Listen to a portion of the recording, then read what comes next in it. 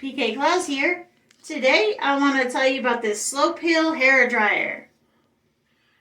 It comes with a diffuser and some other attachments. Not worried about those right now. We're going to turn it on.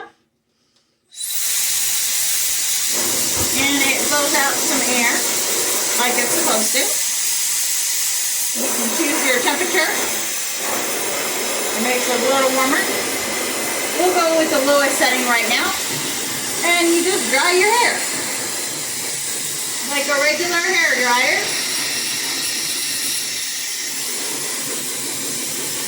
The longer your hair, of course, the longer it takes to dry. Mine's not super long, so it shouldn't take that long.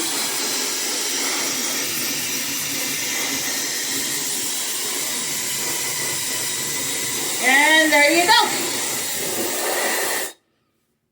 It's not completely dry, but I'll do that off camera.